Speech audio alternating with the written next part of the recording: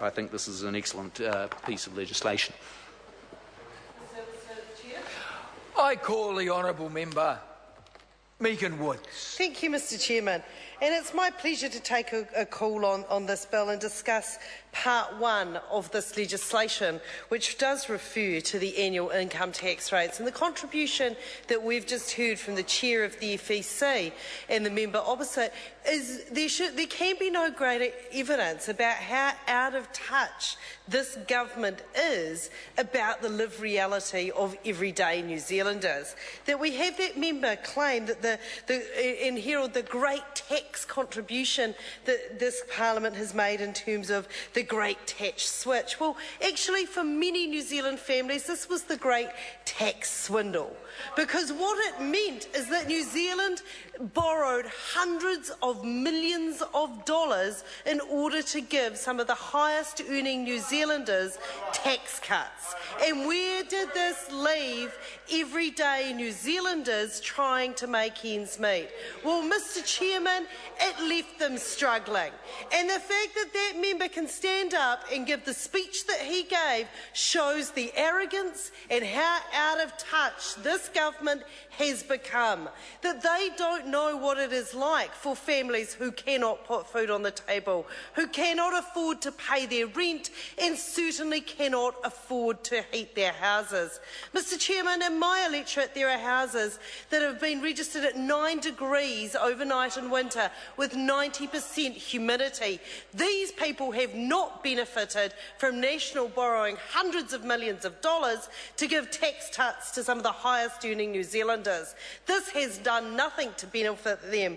The recitation of trickle-down economics we had from the member who just spoke, who told us how this was going to flow through to ordinary New Zealanders. Well, Mr Chairman, this has not happened. And members on this side of the House could give you case after case that is sitting on our desks in our offices that we're trying to find some way forward for families who simply cannot make ends meet. For them to claim that this was an achievement of their government just shows how badly wrong they have got. And as my colleague Dr Clark has talked about, not only does this bill not do anything to address the great tax swindle that this government has pulled on the people of New Zealand, it also completely misses the mark in not having any pro-growth tax policies. My colleague Dr Clark talked about how we actually could have had something that would have seen how our economy can be transformed through the introduction of a capital gains tax.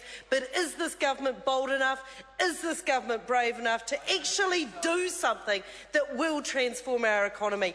Or does it just want to give income tax cuts to the highest earning New Zealanders? There's a recipe for a growth economy.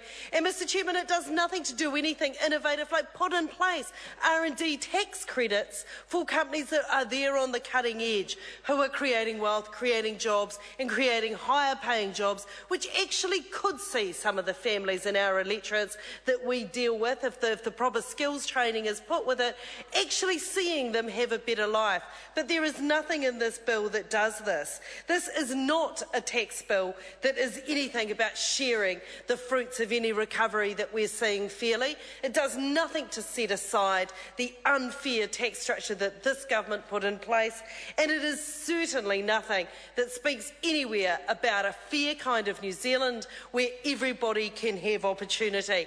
And I look forward to further calls from members of the government to tell us how their tax policies and the tax that is contained in this bill is going to make life for everyday New Zealanders better. I look forward to members of the government telling my constituents in Wigram how it is they're going to pay their power bill this winter, how it is they're going to pay their rents that they simply cannot afford. And I look forward to members of the government telling my constituents and people all around New Zealand just how it is they're going to make ends. Because, Mr Chairman, there certainly isn't anything in this bill that tells us how to do that. And, Mr Chairman, my colleague Raymond Ho has talked about how this bill has lingered on the order paper for so long. It simply is another case of this government not getting legislation before the House in a timely matter, to such an extent that actually we have to have a ministerial SOP revising the implementation implementation dates, because it's been sitting around gathering dust for so long, Mr Chairman. Thank you, Mr Chairman. Oh, the honourable member, Dr. David Clark, again. Thank you, Mr Chairman.